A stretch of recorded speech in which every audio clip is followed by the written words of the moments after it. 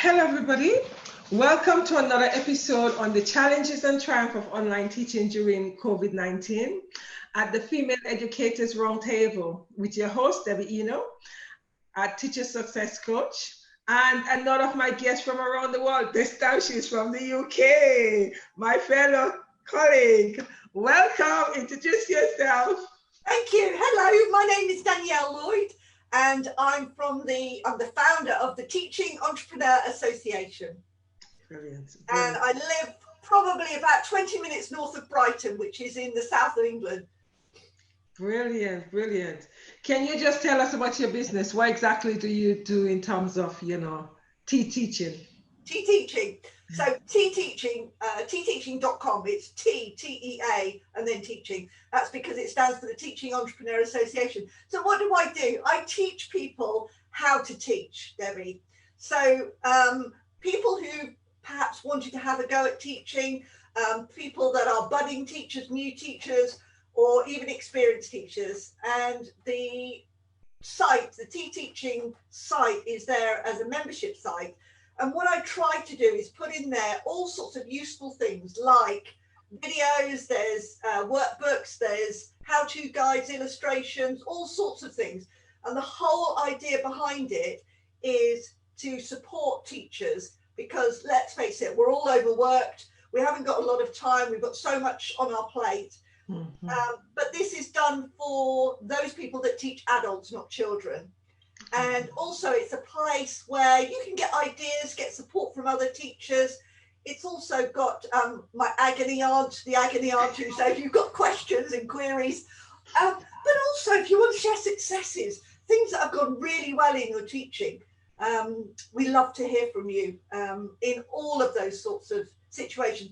And because we're in COVID as we are now, there's lots of stuff there that are for online teaching as well, because a lot of classes now have had to go online. There are some face-to-face classes. We call it like, I rather like this, it's called like the brick class and the click class. The brick class is the face-to-face and the click class is, with your mouse. So online. I love it.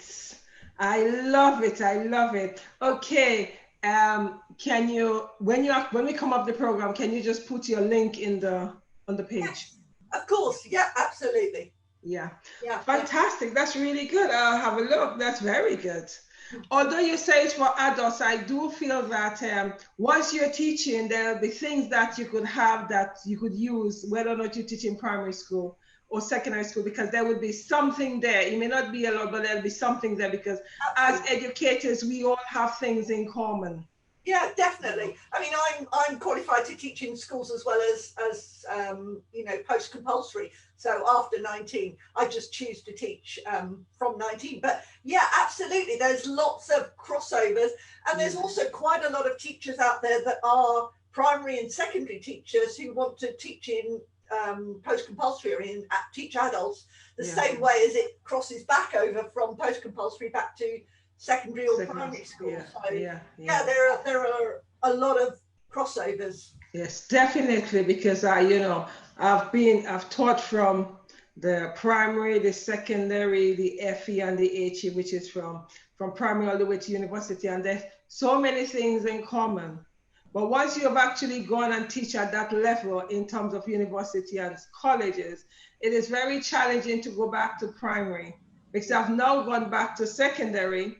But I could only do the sixth form because for me, the sixth form I could connect much easier to that. Yeah. I'm not saying I cannot teach the lower years, but it would be a little bit more challenging because before COVID, I was actually doing some cover in some classes when, they have no teachers. As a teacher, you have to go and cover the classes.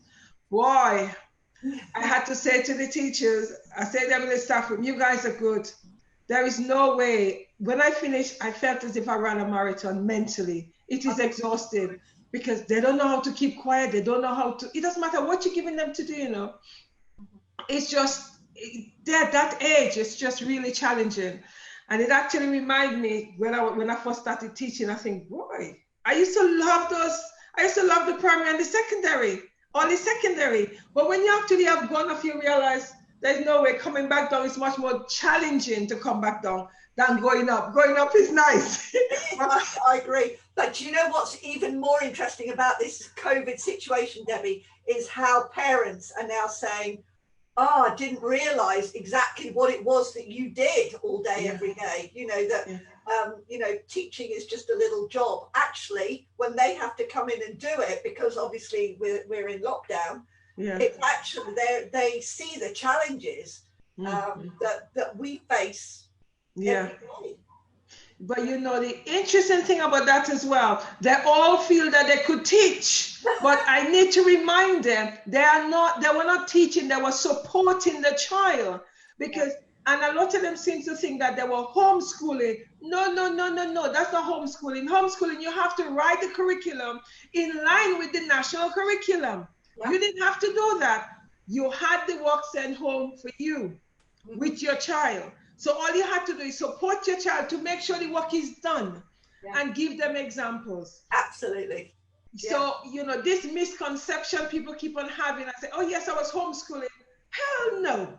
You were not homeschooling your child, you were supporting your child. Because if it's homeschooling, you had to write the curriculum, you had to write all the lesson plan, you had to find the different bits and pieces to put the package together. Oh yeah. You were supporting your child. Yeah.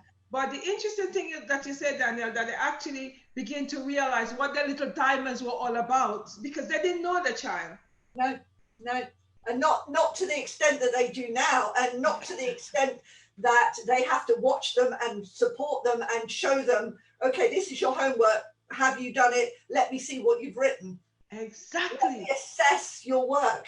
They've never done anything like that. Exactly. Because what you also find is the parents who did not have time to go to the parent consultation or never look at the children's books, they were forced to do that now. Yeah. And that's why some of them are having so many challenges, because if you're used to doing it, I'm not saying it's easy, but it becomes easier because you know what you're looking for, because you look at your child book every day. Yeah. So you know what the issues are. But when you don't do it at all, and then you are thrown in to do it, it becomes like a mindful. You don't even know what they're talking about. Yeah, yeah.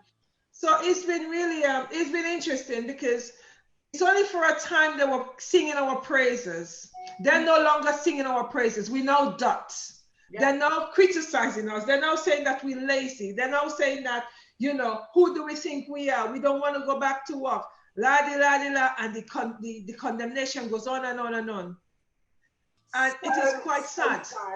Yeah, it is quite sad. It is quite sad. Yeah. You know, the people are failing to realize that we went into teaching because we have a mission, we have a passion, and we feel a purpose. Yeah. Teaching does not give us the money to buy the Bentley to drive. It just about give us the basic car to drive. Yeah. We're in teaching because we love it and because we know and feel we could make a difference. Yeah. That's why we're all in it. We love it. Because we know that we could take someone who has very low self-esteem and no confidence to actually bring them, you know, to be full of confidence. It's like you plant a seed and you keep on watering the seed, and then the seed begin to blossom. Yeah, it's a beautiful tree. Absolutely. And that's what we do as educators. But do you know what? I can give you an example. I had a lady who came into my class. She was in her early 80s. Whoa! She's not the oldest one, but her husband had recently passed away, and she was taking over the finances, and she'd never done it before, ever. Her husband had done it all through their married life. So she had to learn how to write a check to check that her bank balance was correct, the debits and the credits from that, and she had to go and pay bills that she'd never done before. And she came into the class and she'd written a check for to British Gas to pay the gas bill. And she said to me, look what I've done. And everybody was clapping. This is brilliant. Wow. You know, even at the age of 82, she's still learning and she's still achieving, and things that she's learning still gave her that eureka moment. And for me, it was like, wow, job done, girl.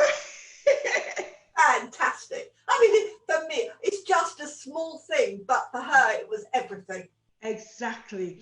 That's the power of an educator. Yeah.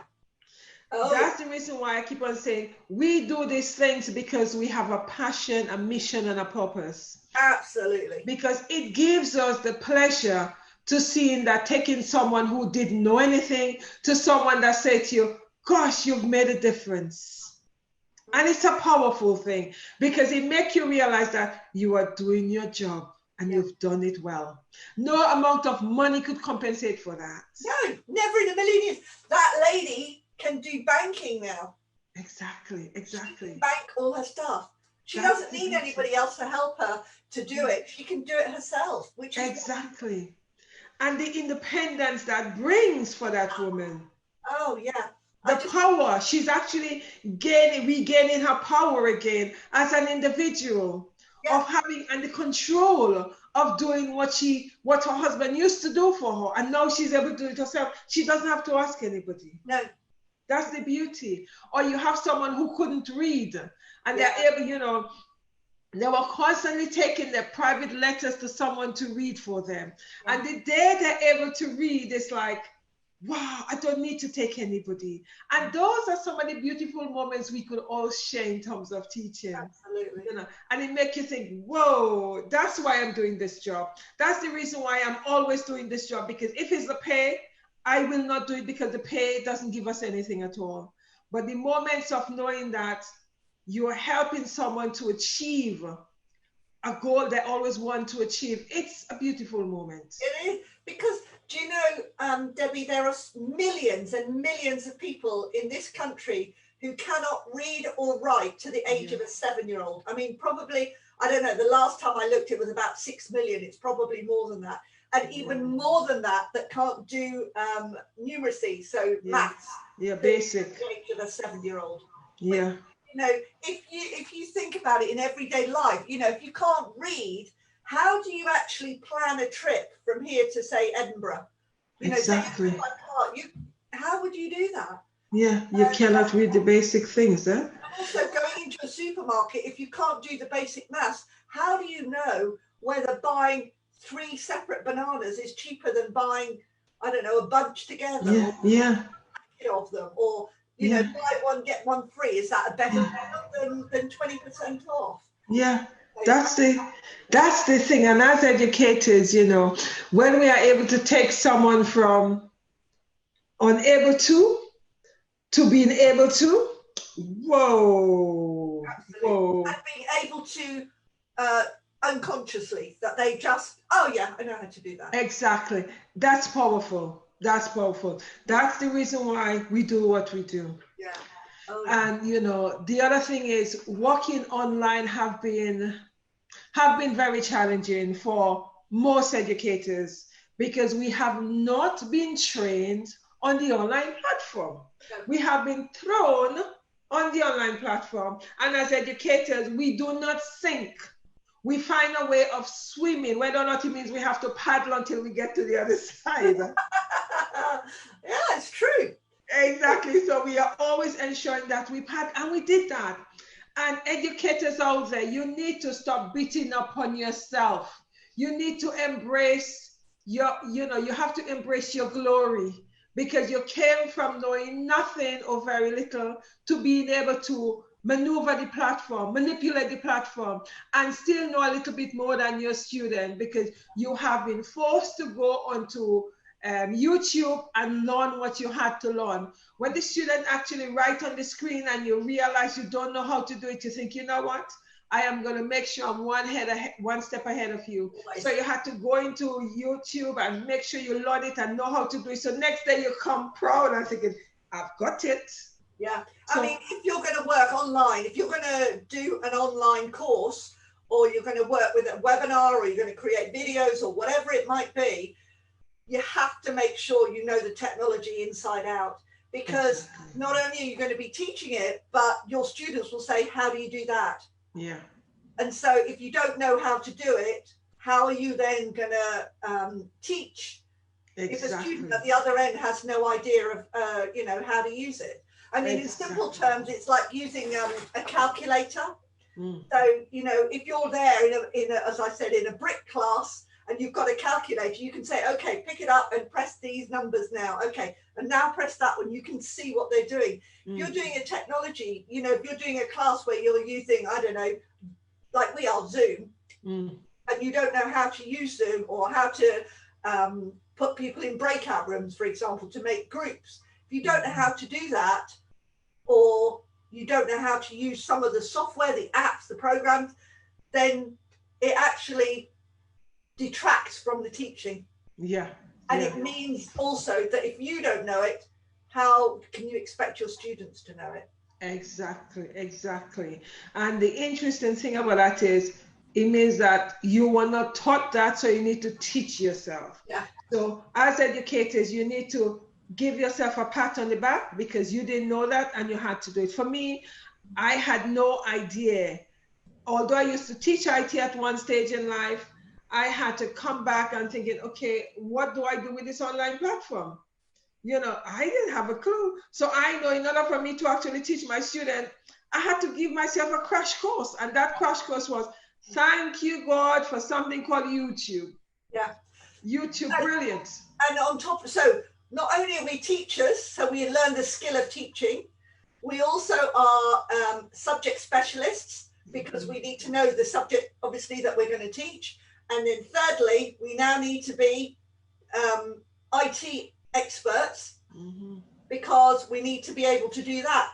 And for some people, like for me, I'm running my own business and lots of other people are, we're also having to be entrepreneurs.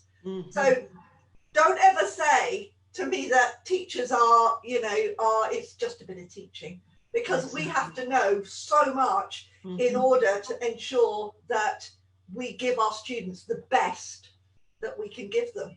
Yeah, exactly. And how was online teaching for you? What were some of the challenges and some of the aha moments for you? What was it like? The three real challenges for me was, first of all, getting to grips with the technologies we've just been talking about. And also remembering, do you know what? It doesn't have to be perfect. Exactly. You know, we will make mistakes. Sometimes even in the classroom, we make mistakes. Just because we're online, we'll still make mistakes. But just to say, it's okay. It's okay. It doesn't matter. Just keep going. So the first one was to do with that. The second one is to do with engagement. One of the biggest challenges has been making sure that the students are always engaged in everything that you do. And to do that, to mix up the teaching, you know, not just to sit there and, you know, lecture or just talk to them. It's actually about lots of different teaching methods that you put in, different activities.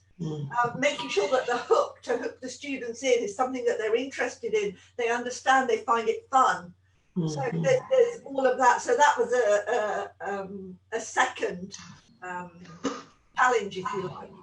And the third one was actually to learn how to teach online, to actually take your lesson plan and put it in terms of an online lesson plan as opposed to a brick. You know, we were talking about brick classes and click classes, to turn a brick lesson plan into a click lesson plan, and to still do all the things we have to do, differentiate, to assess, to evaluate, all of the different things that we need to do. So it's challenging, but you know what? It's fun. It's good fun to see the students. They're going, oh, so you can do that. Oh, we can have a go at that. Or I'll say, okay, we're doing a poll now. Right, everybody, do this poll. Tell me, do you like this? Do you like this? How does that feel? What's that like? Or, you know, or I'll create videos and I'll put a video out there and say, okay, I want you to watch this video. And while you're watching it, I'll ask 2 or 3 questions. Okay. Come back to me. So that they're not, what I don't want is just for me to talk to them. Okay. So those are some of the things that you did. So what was the situation like in terms of getting the students to be a community online? How did you do that? Do you know what, Debbie? That's one of the most important things with an online class is to build the community. Yeah. So there's a few ways that I have done it. The first is that when people come in into the classroom, as it were, the click class, and there's, you know, you've got all the little boxes.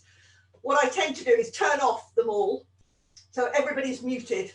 We can see each other, but they can only hear me. And then what I'll do is I'll do an icebreaker, and I always set the ground rules anyway, but I do an icebreaker because people say, well, you can't do an icebreaker in an online class. What? You can do loads of icebreakers. Yeah.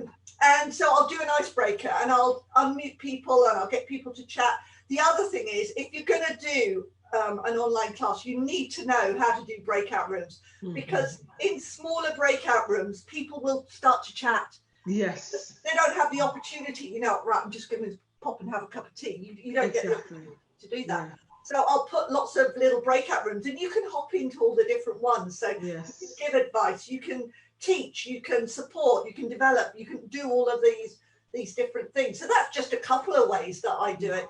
But key is the community, because if you don't have a community, people are, I'm not saying they won't learn, but they'll probably learn despite what's going on in the classroom, instead of you actually physically making it a real sort of fun and safe learning environment for everyone. Yeah, thank you. Because you see, in the physical classroom, it's easy for us to actually have a community because they're seeing each other face to face. You know, they're going to see each other. You say to them, okay, let's do an exercise, get to know each other. And I said, you know, so you're getting them to move around. But in this situation is, you know, they're not able to move around. So the breakout room is one of the most fantastic thing they've got on Zoom, because it means that when they actually go into the breakout room, they could actually get to know their little group. And then when you take them back into the main group, okay, the feedback on one person, etc. And that's brilliant. Absolutely. And also it's about mixing those groups up. Yes. Not always putting the same people in, you know, mix them up, I don't know, by ability. For example, maybe higher and lower ability you mix in, or maybe lower and middle ability, or maybe interests, or whatever it might be. So that they don't get bored with each other, they mix with each other, oh yeah, I know him. And the other thing is to start using some of the different software that's available. You know, just because we're in an online classroom doesn't mean that they can't use WhatsApp, or, you know, obviously it has to be controlled, and you have to set up the group so that, you know, you can see what's being put in there. But it's another way of getting that community to grow. Yes. WhatsApp's just one example. You know, you can use it, there's loads. Yeah, I totally agree with you there, actually. That's, you know, definitely. And how, in terms of attendance, what was the attendance like, you know, from the physical classroom to the online classroom? How different was it? To be honest with you, it's pretty much the same, because, well, I think because they're paying for it, Debbie, it's slightly different for adults, because they're paying for it, they want to be there. So the attendance is quite good. The problem with attendance is that sometimes they may be a little bit late. Sometimes there may be somebody walking in the background, which you know, can be a bit of a problem. And sometimes if the Wi-Fi and the internet's not working properly, they can just disappear. And you think, oh, is that something I've done? So I kind of put in the ground rules and say, okay, if you're going to leave for any reason, please just drop me a note in the chat box, and I don't want to know why you're not going to be there, but just say I'll be back in, you know, a couple of minutes. Because then if it just drops out and it's the Wi-Fi, I'll know that the reason you've left is because of that. So that's worked quite well. But attendance on the whole has been pretty good. You see, something you say which is important, the key there is they're paying for the course themselves. Most times when people are paying for something, they want the return on their investment.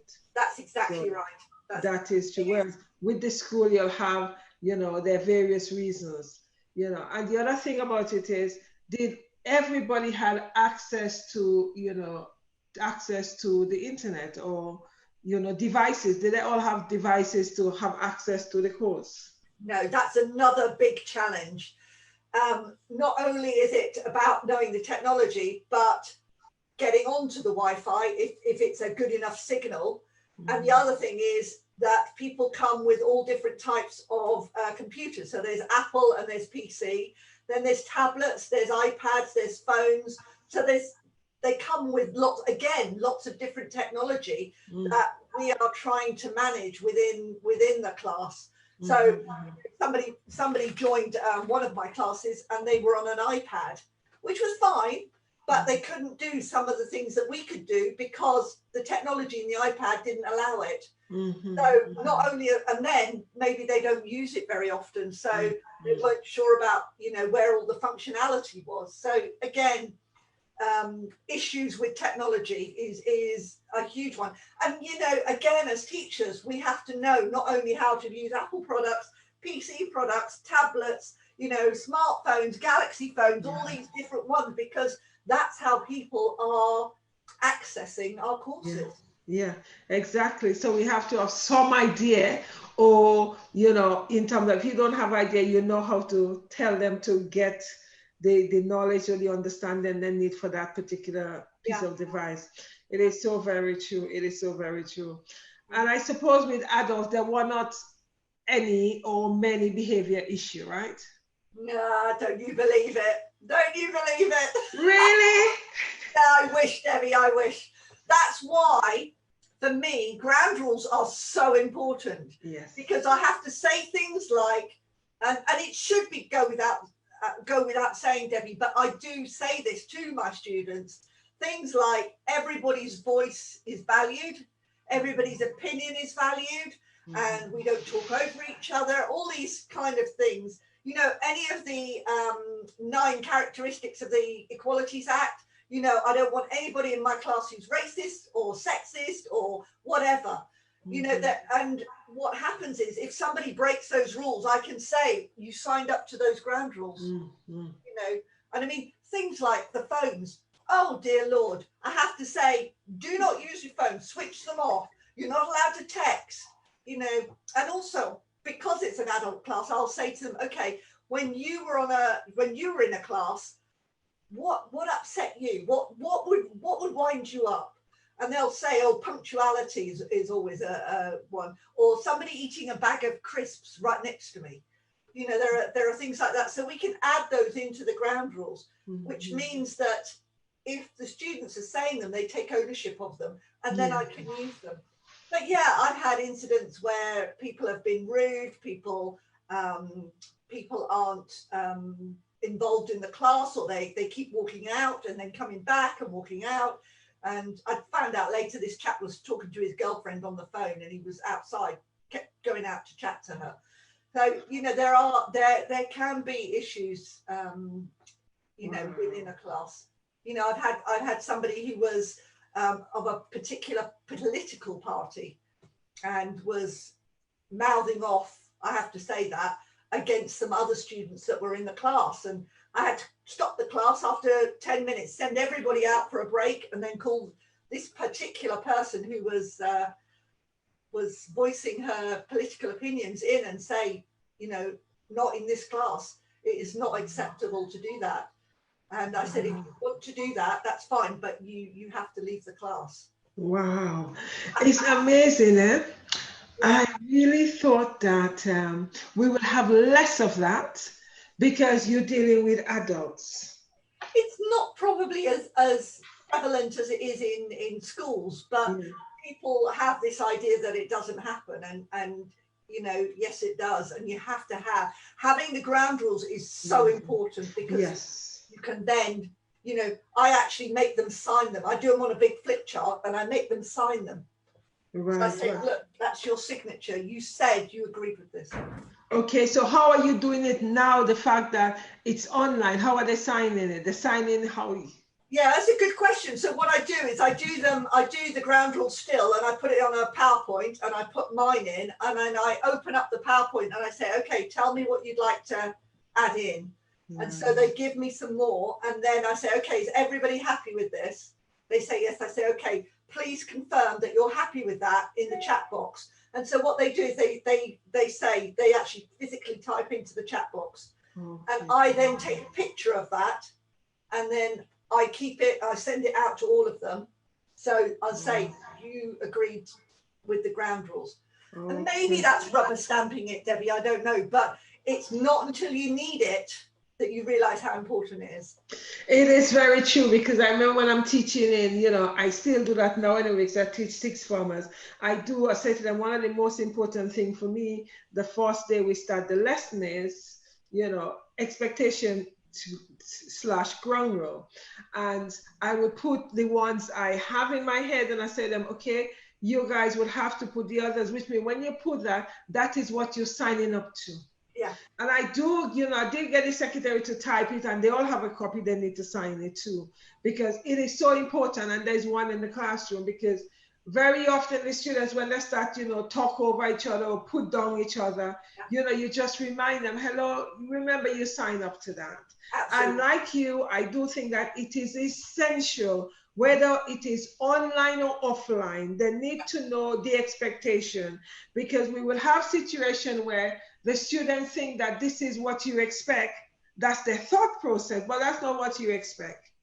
And what I find, I don't know if you find that on the online platform, what I found on the online platform is the ground rules or the expectation, things have to be added all the time, because every time you see something that's set off and you think, oh, I didn't realize this one, you know, that they're going to be writing on the screen and I don't know how to get it off. Yes, so you then that added into the ground rules. Definitely. So it's an ongoing. Always. Yeah.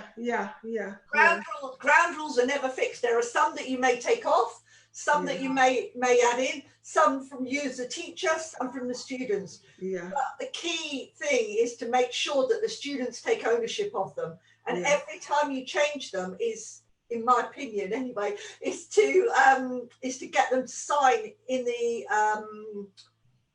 chat box and say, I confirm that I agree with the ground rules, and get them to type it in, because it then means that, as I say, they become a stakeholder and they take ownership of those.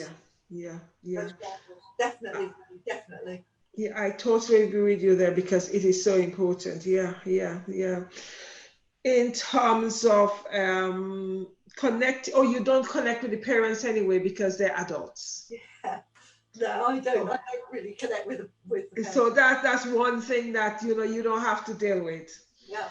In terms of confidence, how you actually get them, because yours is very, very unique, because in terms of the children, when you teach the children in the primary or secondary school, it is easier, because most times the confidence, although some of them have low confidence, it is still greater than someone who have not been in education for a long time and then stepping into education, because this is something I always used to praise my mature student.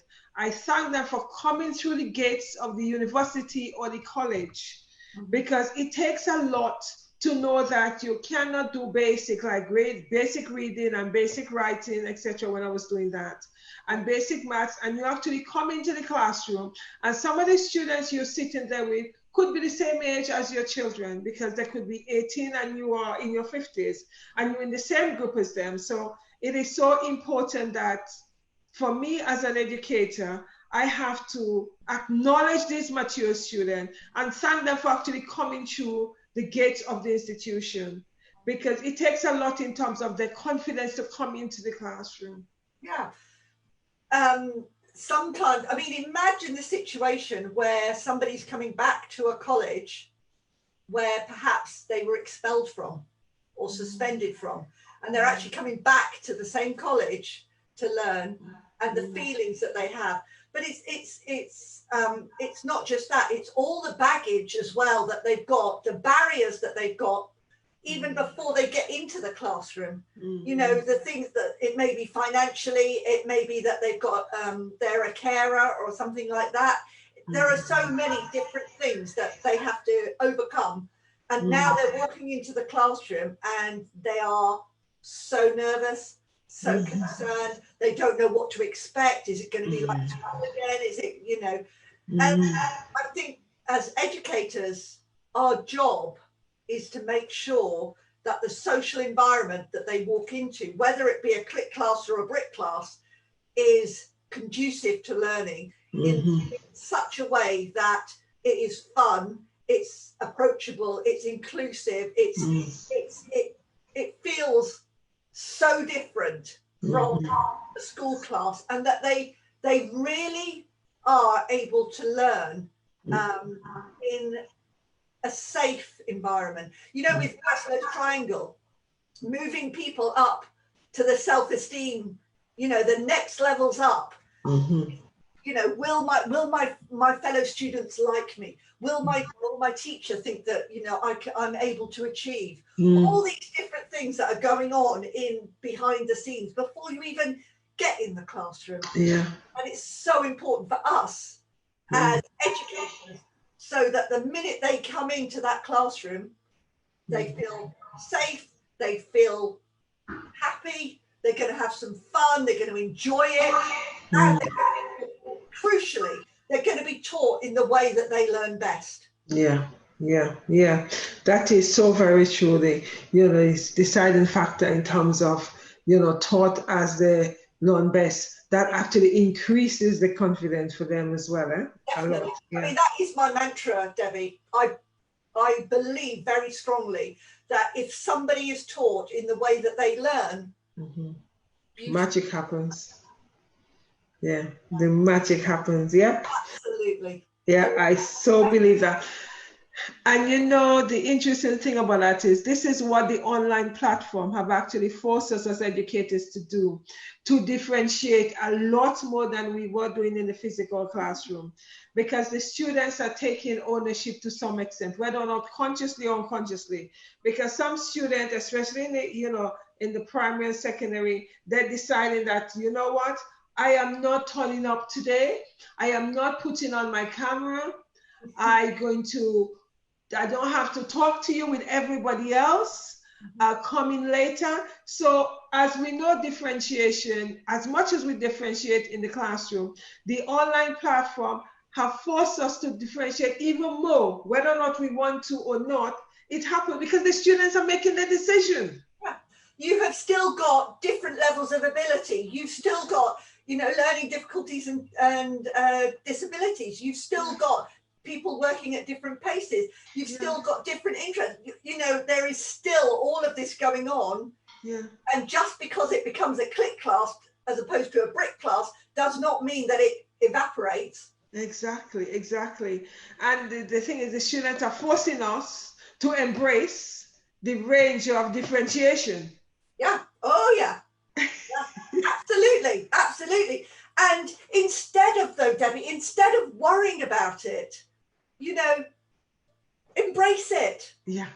Think, oh, wow. So how can I do this? Yeah. If you're faced with a sorry, I'm getting a bit passionate here, but that's fine. I love it. But I just think, even if you just choose one area to start with, ability. Okay, so in this class, I've got somebody who is low level, somebody in the middle, and somebody who's a high level of ability. So what am I going to do for each one of these? I mean, one of the things that you can do is create videos. I love doing that. It's quick, snap video, use your smartphone, create a video. In one, perhaps you use a bit more jargon or, to make it a little bit more difficult, to challenge and to stretch the learners. I mean, that's just one way of doing it. But, don't think, oh, I can't do it, or, it's never going to happen, or I'm going to be rubbish or whatever. No. Think, okay, I'll take this challenge. What can I do to support these different groups of learners? And you know what? Make it exciting. Think, right, this is a real challenge. What am I going to do? Yeah. How am I going to make that learner achieve and progress to the best that he or she can be? Yeah. Thank you. It's interesting though, because this is all what the online platform have actually forced us to do.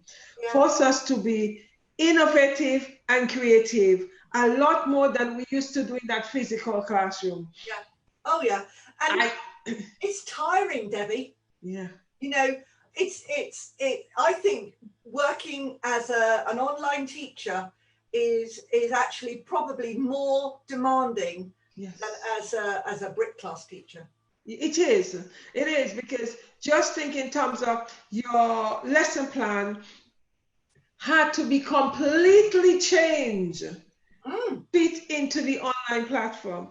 And you are constantly thinking, okay, how can I be innovative as well as creative and engaging? Whereas in the physical classroom, it's easy to get them to move around, to dance around, whatever. But on the online classroom, it's very challenging to do that. So you need to think outside of the box. Definitely, definitely. And it's not just within that, there's also the whole assessment process. You know, how are you going to assess initially, formatively, and summatively? You know, you've got all these people looking at you, say, I don't know, 25 pairs of eyes looking at you.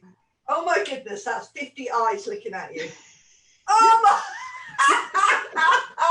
But you know what I mean? How are you going to make sure that these students are all learning? What are you doing to check for learning, making sure that learning is taking place? Exactly. So how did you do that? That was my next question. How did you do that? So I always do, whatever class I'm doing, I do an initial assessment. It's absolutely crucial to do an initial assessment. Yeah. And then I use things, I try to make it fun. So I use things like surveys, I use things like polls, I'll use question and answer, you know, direct questions. Sometimes I put questions on a little bit of sticky notes and I'll put them, here like this, and I'll say, okay, Brian, I'm going to take you off mute. And then I'll just do like a little question. But it's about making sure that you're challenging and stretching like an elastic band. You stretch it just so far that it's not going to snap. So, and also remembering that there are lots of others' eyes and ears watching, and that student does not want to be embarrassed by what they're doing. But then there's all the other things that you can do that, you know, like you would in a normal class. There are essays you can do. You can do it, send a little email to them while they're online. You can ask in WhatsApp. There's lots of different softwares you can use. Also, I use an automatic, not an automatic, what do you call it? An online whiteboard. And then I'll share my screen and say, okay, you do it now. Show me how to do it.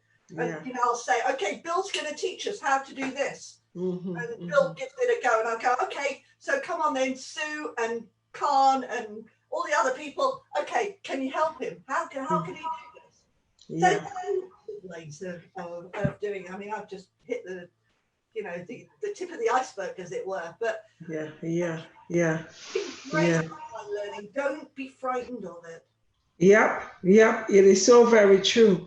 It is so very true. Debbie, we're never going to be perfect at it. Of course not. But is there anything called perfection? Is there? What is perfection? What's my perfection is not your perfection, and what's your thing is not mine. And things go wrong. Expect to have your contingencies ready. Yeah. What more can you can't do more than that. Yeah, exactly. And it's the constant reminding is that you want to train on the online platform. You had to train yourself. And it is not something we use from school in terms of from being trained to become a teacher, an educator. We did not start using that. We are forced to use it. And the beautiful thing about that is there is no way education can be as it used to be. No way. And we need to look at it as we've actually, it's like a transformation in education. Definitely. Because what I keep on saying is every industry had the opportunity to transform, except education. Education have not transformed. Yeah, you make a valid point. And the other thing, Debbie, is I'm not sure education will ever go back to being the way it was because of, what we've all learned from online courses, from being taught online, whether it's synchronous or asynchronous, there are so many different things that we've learned. And I'm not sure it'll go back to how it was. It can never go back to how it was, because you see, we've actually come full circle. And the fact that you have actually had to teach yourself, or someone had given you a little bit of instruction. There's no way we could go back to the physical classroom and teach in the same way we used to. There is no way anybody could tell me that they'll be doing the same thing. Hell no. Whether or not you've taken a small part or a large part from the online platform, you would be taking something into your classroom, because we know that the physical classroom as it used to be does not work effectively. Yeah. And we have learned so much more. Yeah. By doing this, there's so much more software out there. Things like gamification. I mean, it's an amazing way to learn, which, you know, perhaps in the old days we were banning, you know, people from doing that. But now we're positively embracing it because it is another brilliant way to learn. Exactly. And we see the benefits. Yeah. Oh gosh, yeah. And the students do as well. Yeah, exactly. Students are progressing because they're using it. And you know, with assessment, with teaching and with learning, we need, as I said to you before, we need to do it in the way that the students learn best. So if a student can show you that they are able to do something by doing a play, for example, or writing a cartoon strip out, or whatever it is that they want to do, embrace that. You know, it doesn't matter how they do it as long as they do it. Exactly. And I feel that within education now, it have actually taught us to be more creative and innovative. Yeah. So there is no way that we would want to lose that, because we see in the benefit of that to our students. Yeah. And it also means that even though we have not seen the benefit because we were practicing, the first time we were doing it was a practice. If we're going online now, it's no longer a practice, is the real thing. So whatever the mistake you make when you actually did it from March to June or whenever, those were practice sessions. Now you are going to polish it up and use it effectively now to your students. Yeah. So it actually makes a lot of difference, because we need to move with the times. Everybody else are embracing technology as a lifestyle. Yeah. Education have to, because we were the last to actually move into fully the technology edge. So the fact that COVID have actually forced us, that's one of the plus. Our education would have been stuck in the tradition time that we've always done it this way. Yeah. Right. And that's quite sad, because everybody have been, you know, moving on and leaving education in the same way. Because when you go into that classroom and you look at the classroom in 1920, it's the same way. There have been no changes. Yeah, we could talk for hours on that one, Debbie. We really exactly. That's a big one, right? That's a big one. Okay. Yeah, it is so very true. So education had to move, and it is sad that it took a pandemic to move education. And in a way, you know, awful as this pandemic has been, from purely that point of view, you know, it's opened a lot of people's eyes and made people use technology in a way that they've probably never used it before. Yeah, yeah. And you know, the beautiful thing about that is, if we had actually said to educators, you know, we need you to go on professional development, to use technology, that are all kick up against it. Oh no, I've been doing this like this and it's been working. It's not working, you know, but they're telling themselves it's been working. Yeah. Right? They would have kicked up against it. Yeah. But the fact is they had no choice. Mm-hmm. But now they do. Yeah. And now I hope people will embrace it and don't think of it as frightening, but think of it as challenging and exciting, and what can I do? You know, when you first started out in your teaching practice and, you know, you've got your first brick class. Okay, what am I going to do? How am I going to do this? Yeah. So now think of it in the same way. Right. So how am I going to do this? Yeah, exactly. How can I be creative and innovative to enable the student to engage and learn? Absolutely. Absolutely. Yeah. Okay, thank you. For what 3 tips, I keep on saying 3 top tips, you are going to give an educator who is going online for the first time? Okay, the first thing I would say, practice. it's like riding a bike. The more you do it, the easier it'll become. So practice. When I first did mine, I used to get my kids all in the bedrooms and I'd say, right, I'm going to teach you, so that I got used to it. You know, they didn't really know what I was doing, but anyway, but it's about practice. Practice, practice, practice. Make sure that you practice. So that's my first tip. The other thing was to know the technology. You know, I can't stress that enough. You know, you wouldn't go into a classroom not knowing your subject specialism. So make sure you know the technology. And it's better to learn one piece of technology really, really, really well than to know 3 or 4, 5, 6 pieces of technology really sort of shallowly. You know, a bit here and a bit there. So my second tip would be technology. Know it inside out, because if you're going to teach it, you're going to need to know, you know, okay, it's got some idiosyncrasies here. Okay, this may happen or this may happen. And again, some of that will come with experience. So that's my second one. And my third one is please, please, please mix up your teaching activities. Don't just stand there and lecture or sit there and lecture. Please mix up the activities. You know, don't just do spout forth.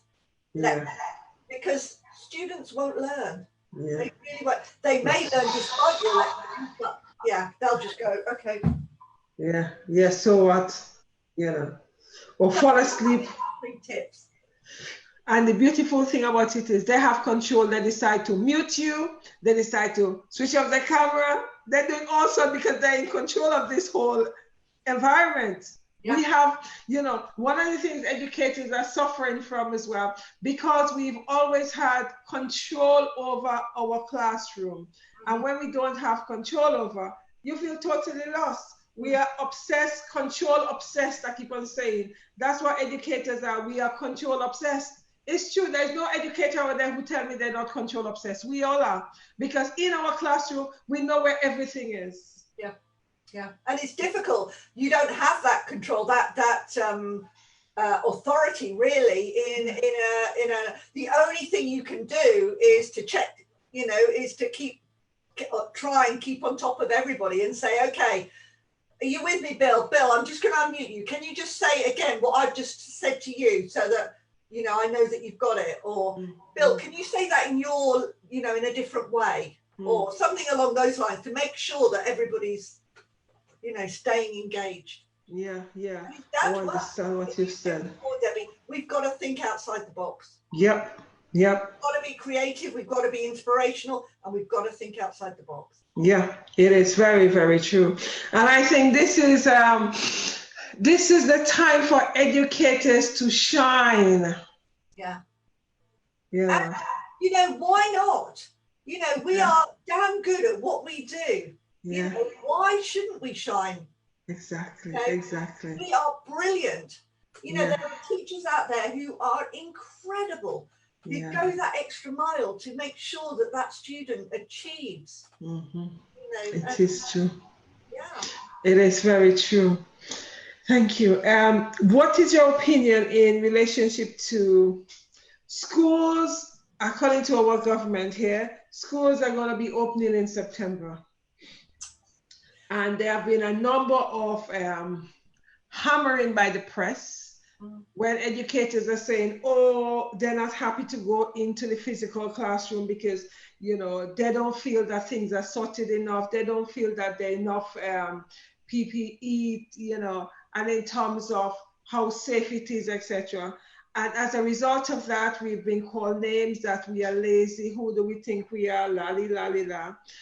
My issue on that is the public are forgetting that we are human like everybody else. And we are educators, but we are also fearful. Yeah. I think that it is a very, very difficult situation because, first of all, you know, let's just say normally in a class there's what, 30 kids, average class size. How are you going to make sure that each and every one of those children are socially distanced.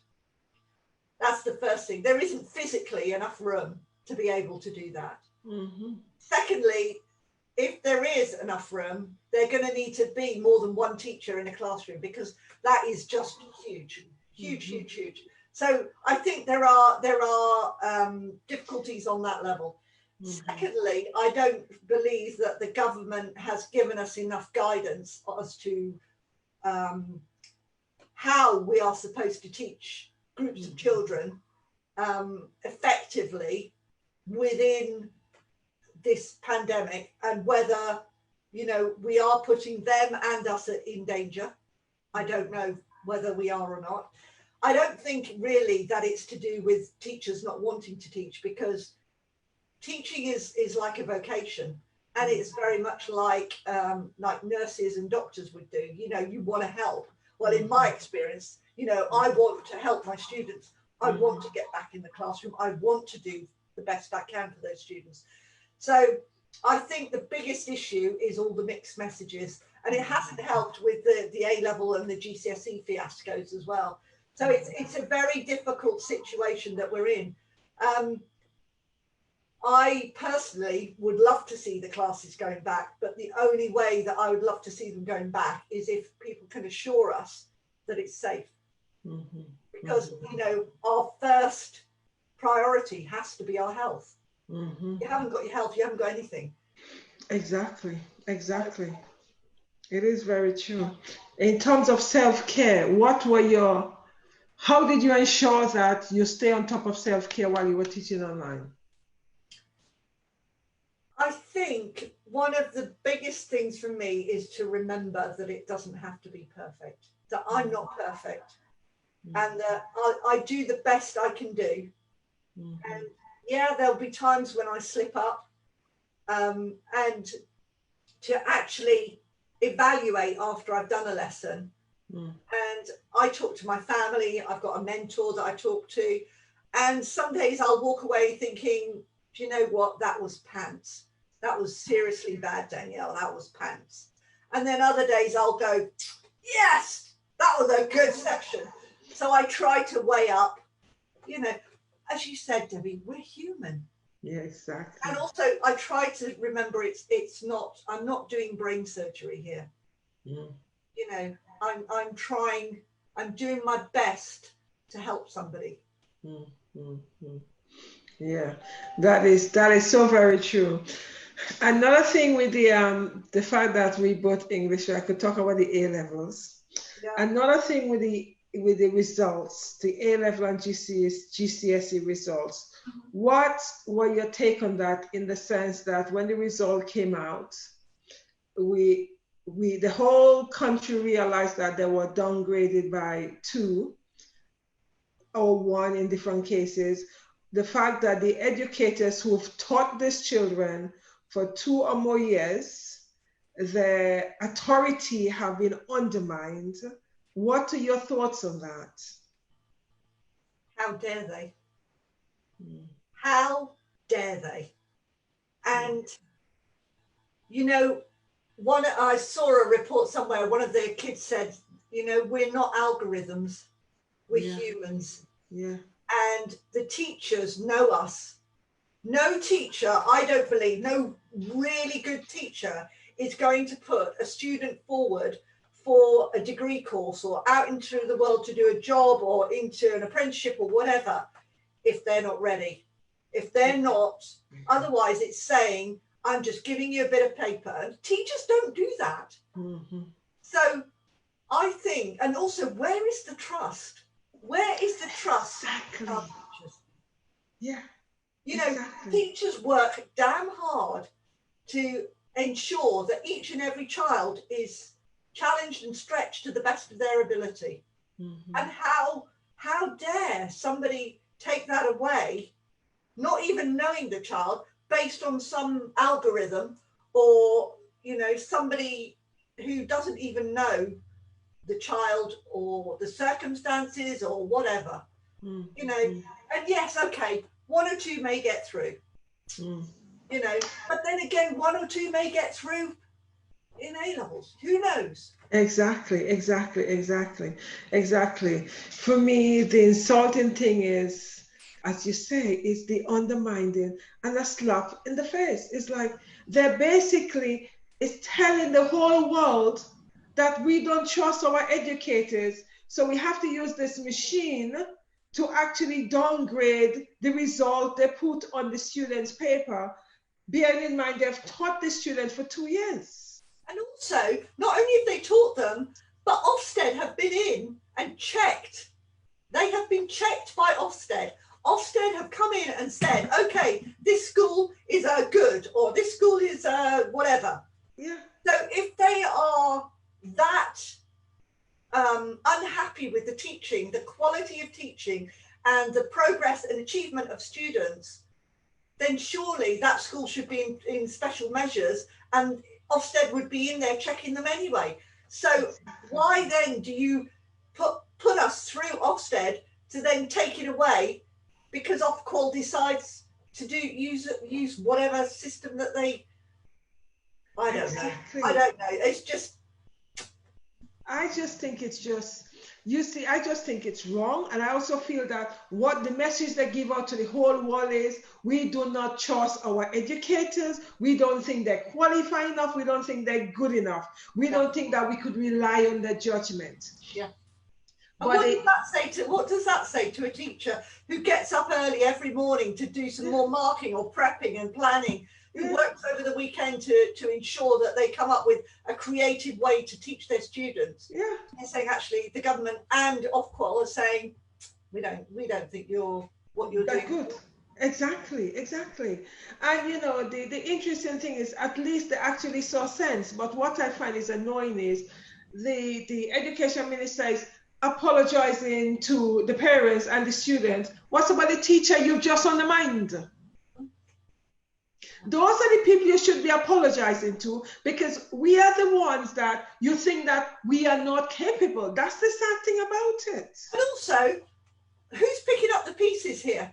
Who, other than the parents, who is picking up the pieces? The teachers. Exactly. You know, the teachers are in the colleges to going, okay, or the schools or wherever, and saying, okay, you didn't get the grades that you expected. You're now not going to get to be able to take up your place to do medicine or whatever it is you want to do, because the university is giving your place to somebody else. Yeah. So I'm sorry, you're going to have to take a gap year, or you're going to have to do this, or let's work together. Let's see what we can do to I don't know. To rectify it. It's just quite sad the way that you know, it is seen that it is okay to just diseducators, and it's it. So I'm not surprised that the way that we are constantly disrespected in terms of our profession. This is one of the professions that is constantly disrespected, and even more so. It's just sad. Remember, it is. It's just sad for everybody. I don't think there are any winners in this at all. No, that is very true. That is very true. Have you got anything else you want to say before we just sum up? Yes, Debbie, thank you. I've enjoyed talking to you. It's been an absolute pleasure.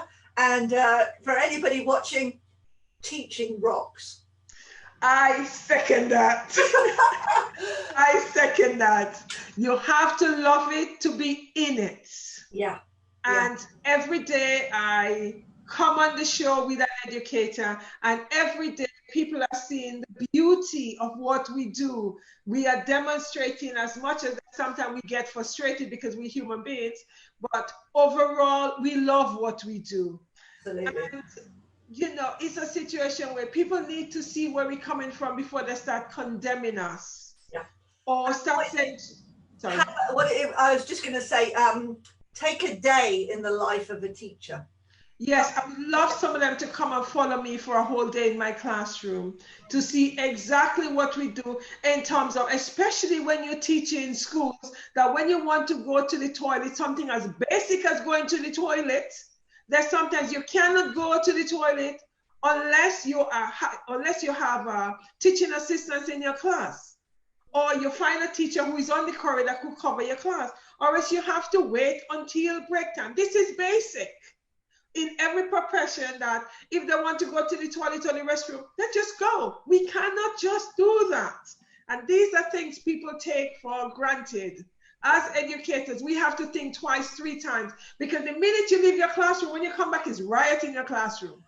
You know, so those are the things people need to realize when they're talking and ready to badmouth educators.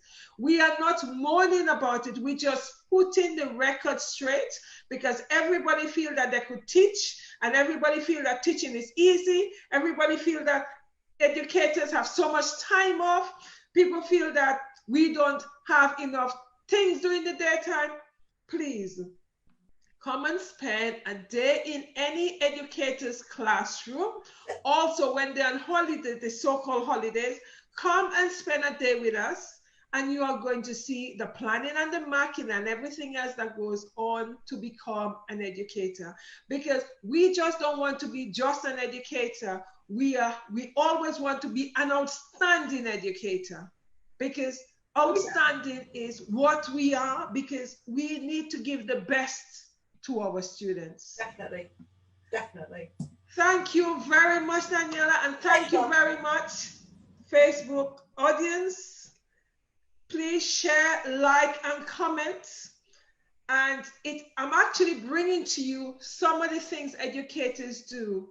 And I do hope that through coming onto the platform, you guys are able to see a lot more of not what you think educators do, but what they actually do, because these are real educators who are in the classroom, who are going through the experience on a daily basis. We're not telling us what you want to hear. We're telling us what actually have taken place on the online platform and the way we do things in general. Thank you very much, everybody. Good night, good morning, good evening, wherever you are. Take care and have a fantastic day. And I'll see you guys tomorrow. Thank you. Bye-bye. Bye.